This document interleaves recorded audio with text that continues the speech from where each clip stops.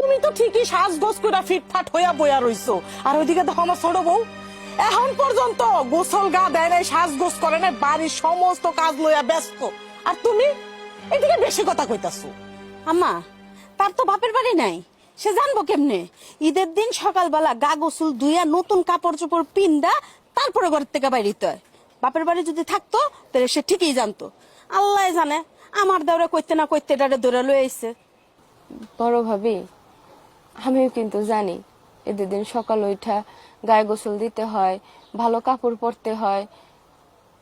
তাই আমি তো এবারে বউ, সবার আগে এবারে সবার দিকে খেয়াল রাখা আমার দায়িত্ব। এই যে জামাই নামাজে গেছে, আইলাহার সামনে একটু সময় দেওয়া দরকার না? একটু ভালো মন্দ রান্না করে তৈরি করে রাখা দরকার না? আমি একা একা সকাল থেকে সব করতেছি, এক হাতে যদি এত কিছু করি ভাবি, তাহলে আমি গোসলটা কখন করুম, নতুন কাপড়টা কখন পরুম, আর আপনার মতো এরকম সাহায্য কখন দাঁড়ামো কন?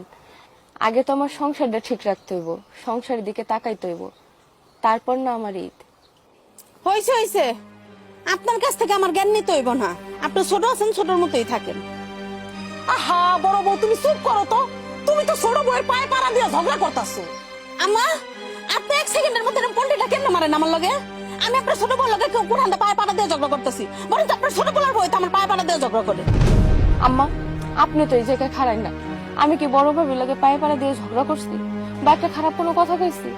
হ্যাঁ, তো আমার লগে এরকম করতেছে, শুধু এখন না, সব সময় হ্যাঁ আমার লগে এরকম করে। হ্যাঁ, সম্মান দিয়ে রেখে আমি কোনো সময় কোনো কিছু করি না। আমি যদি সাজে গুজে বয়ে থাকি, সংসার কাম কে করব? আমার জামাই যে নামাজ থেকে আইবো, তার সামনে কি একবারটি সময় দেওয়া উচিত না? আপনিই কন, আমি খারাপটা কি করছি? আগে আমার সংসার ধ্যান লাগবে, তারপর নিজের দিকে। যদি সংসার না সামলায় নিজের ঈদ নিয়ে ভাবি, তাহলে হইব? হ্যাঁ, এত বেশি কথা কইস না, এত জামাই জামাইও করিস না।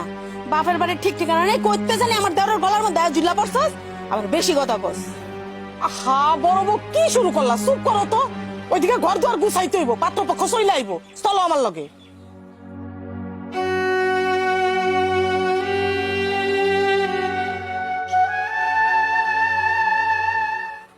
ঘটক তো এই বাড়ির কথাই কইল, তাই না রে? হবা এই বাড়ির কথাই তো বলছি। কি ব্যাপার? আমার ভাই, আমার বাপ ঈদের দিন আমার শ্বশুর বাড়িতে হাতে মিষ্টির প্যাকেট খায় নাকি? তার মানে কি আমার ননদের জন্য তারা বিয়ের প্রস্তাব নিয়ে এসছে? খায় নাকি? আপনারা আপনারা কারা? মানে আমাদেরকে ঘটক আসতে বলছিল, এই বাড়ির ঠিকানা দিছে। ও আচ্ছা আচ্ছা, আসসালামু আলাইকুম। ওয়ালাইকুম সালাম। তুমি কে? আমি এবারের বড় বউ। এই মেয়েটাকে কাজের বুয়া নাকি? না না, আপনার বুঝতে ভুল হইতাছে, ও হইছে এবারের ছোট বউ। তাহলে আমাদের দেখে ঘোমটা দিল কেন?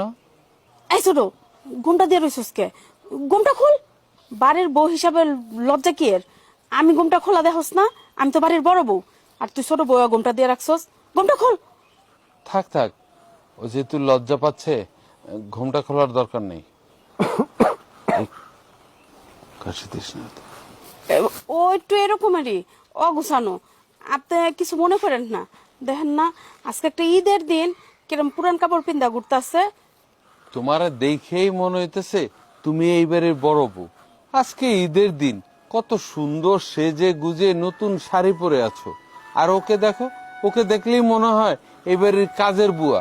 কারণ ওকে দেখা কেউ বলবে যে ওই বাড়ির ছোট বউ, নোংরা একটা কাপড় পরে আছে। আচ্ছা মা, বাড়িতে আর কেউ নেই? আছে তো, আমার জামাই তো বিদেশ থাকে, আর আমার দেওরে ঈদের নামাজ পড়তে গেছে, আর আমার শাশুড়ি আমার ননদে বাড়িতেই আছে, মানে ঘরেই আছে। ঘটক আমাকে সবকিছুই বলছে, তোমাকে আমি তুমি করে বললাম। ঘটক যে ছবিটা আমাকে দেখাইছে, সেটা আমার খুবই পছন্দ হয়েছে। আমরাও চাইছি গ্রামের একটা সহজ সরল মেয়েকে আমি আমার পুত্রবধূ হিসেবে নিয়ে যাব। তাই তো তোমাদের বাড়িতে আসলাম। মেয়ে দেখা যদি আমার পছন্দ হয়, তাহলে আমি আজকেই বিয়ে করে আমার ছেলের বউ হিসেবে নিয়ে যাব। আপনি একদম সঠিক বাড়িতে আইছেন। আমার ননদে অনেক ভালো একটা মাইয়া। আপনি যদি আপনার ছেলের জন্য বউ করে নিয়ে যান, আপনাকে সংসারটা সোনার সংসার করে রাখবো, একদম আলোকিত করে রাখবো। কারণ আমার ননদ একটা সাংসারিক মাইয়া। আমার ননদ দেখা কইতাছি না, আপনার আশেপাশে গ্রামে জিগা দেখেন, আমার ননদ অনেক লক্ষ্মী একটা মাইয়া।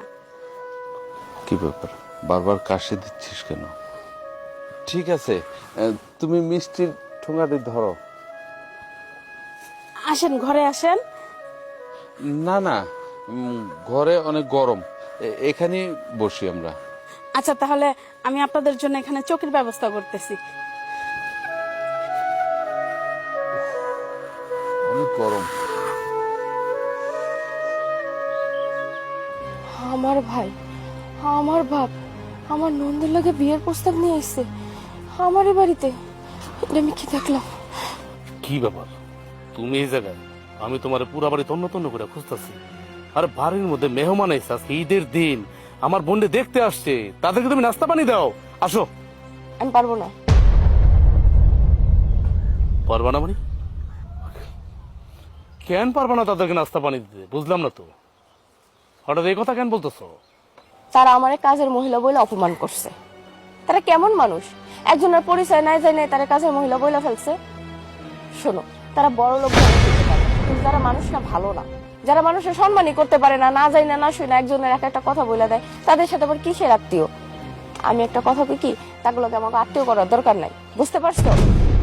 কি বললা? তোমার এই কাজের বুয়া বলছে ওই মেহমান গুলা?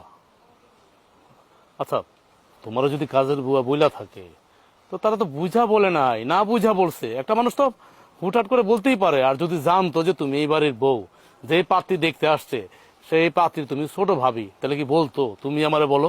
বলতো? বলতো না। হয়তো এটা নিয়ে রাগ করে লাভ নাই, তো কোনো লাভ আছে এটা নিয়ে রাগ করে? আর তুমি বলো। শোনো, আমারে না এইসব বলতে এসো না। বড় ভাবিরে কিন্তু ঠিকই সম্মান দিয়ে কথা কইছে, ঠিকই ভাবি কয়া ডাক দিছে, কিন্তু আমারে মাঝখান দিয়ে আমারে কিন্তু ঠিকই কাজের মহিলা বলে অপমান করছে। আরে বাবা রে বাবা, এটা কোনো কথা বললা? এটা কোনো যুক্তি দিলা তুমি? বাচ্চা বলা আমার মতো করতেছো নাকি? বড় ভাবি তো সকাল থেকে গোসল করে ঈদের দিন সাজুগুজু করে আছে, ভালো কাপড় চোপড় পরে আছে, এই জন্য তারা হয়তো ওইভাবে সম্মান দিয়ে কথা বলছে। আর তোমার কাপড়টা দেখছো কত পুরানো? কারণ তুমি তো এরকম ভাবে কাপড় চোপড় পরে থাকতা, তাহলে তো তারা তোমাকে এভাবে কথা বলতো না, তাই না? আরে বলেই নালে ফেলছে, তারা তার বুঝে বলে নাই, না বুঝে বলছে। এটা তো অভিমান করার কিছু নাই, রাগ করার কিছু নাই। থাক, আমার আর বুঝাইতে হইব না। আমি সোজা সপ্তাহে একটা কথা কই, তোমার বোনের ওই পরিবারে বিয়ে দিও না। বিয়ে দিলে সুখ হইব না, শান্তি হইব না। শোনো, বড় লোকরা না ভালো হয় না, সুবিধার হয় না। সুখ পাইবো না মানে? আমার বোন ওই পরিবারে গেলে সুখ পাইবো না না পাইবো সেটা তুমি বুঝলা কিভাবে? তুমি কিভাবে বুঝলা? সব কি গরিবের মধ্যে সুখ আছে, বড় লোকের মধ্যে সুখ নাই? সমস্যা কি তোমার? কি সমস্যা? হ্যাঁ, তোমার নাহলে ভুল করে কাজের বুয়া বইলেই ফেলাইছে। এই জন্য কি তুমি আমার বোনের সংসার ভাঙবা, আমার বোনের বিয়াটা ভাঙবা তুমি? দেখো, তোমার বোনের উপর তোমার যেমন দায়িত্ব কর্তব্য আছে, মায়া ভালোবাসা আছে, তেমন কিন্তু আমার ননদ হিসাবেও আমার দায়িত্ব কর্তব্য আছে। বুঝতে পারছো? আমি সুন্দর মতো কইতেছি এই জায়গায় বিয়ে দিও না, একটা ঝামেলা হইব। আর তাছাড়া তুমি কোনোদিন শুনছো ঈদের দিন কেউ কাউরে দেখতে আহে? ঈদের দিন একদম সপরিবারে আইসে আমার ননদরে দেখতে। আবার শুনছি পোলায় নাকি বিয়া কইরা 2 দিন পরে বিদেশ চলে যাব। এত তাড়াহুড়া কিসের? কোনো কাহিনী তো অবশ্যই আছে। আমি শুনি নাই, জীবনে আমি কোনোদিন শুনি না ঈদের দিন কোনো ছেলে পক্ষ মেয়ে দেখতে যায় বা মেয়ে পক্ষ ছেলে দেখতে যায়। আজকে হয়ে গেছে, ঈদের 2 দিন পর শুনলাম মার কাছে নাকি সে চলে যাবে বিদেশে ছেলেটা। তাতে সমস্যা কি হয়েছে আমি বুঝতেছি না। তুমি এত প্যাচেতাছো কেন একটা সোজা জিনিসে? এত কেন প্যাচেতাছো? দেখো, আমি পেঁচাইতাছি না, তোমরা পেঁচাইতাছো। জানা নাই শোনা নাই হুট করে বিয়ের প্রস্তাব নিয়ে আসছে, তার কাছে আমার ননদরে দিয়ে দিবা কেন? আমার ননদ কি ফেল না? এতই সস্তা যে তাগতে তুইলা দিমু? আমি ভালোই ভালোই কইতেছি, যাচাই বাছাই করো, বিপদ টানলে তুলো না। তোমরা ভুল করলে করতে পারো, কিন্তু আমি ভাবি হয় কোনো রকমের ভুল করুন না। তুই আমার দেওরের মাথার ব্রেনটা ওয়াশ করতেছিস, আমার দেওরের কানের মধ্যে কান পরা দিতেছিস। ব্যাপারটা আমি দেখতেছি।